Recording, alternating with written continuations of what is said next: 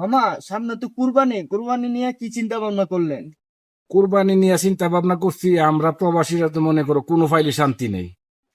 1 লক্ষ টাকা গরু কিনলে 20,000 টাকা গরু বানানি।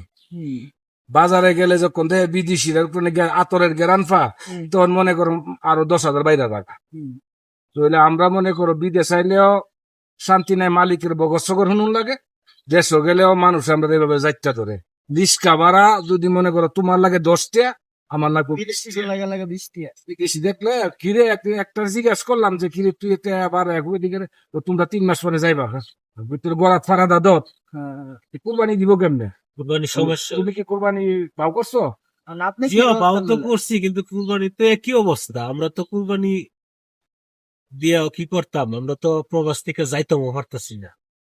আনন্দ প্রবাসতে যাওয়া সম্ভব না, আমরা প্রবাস থেকে অভ্যাস হয়ে গেছে। ফ্যামিলি নিয়ে আনন্দ ফুর্তি করবো, সুন্দর করে কুরবানি দিব, তাও তো পারতাছি না। নিজেরা গরু মরু কাটমু, কাটবো, গরু কত মরু একটা আনন্দ বানামু, করতে ফ্যামিলি আছে। লয়ে খামু। আনন্দ আমরা না, যেদিন বেমালা উঠছি সেদিন আনন্দ মাটি দিয়ে মাটি দিয়া ওকে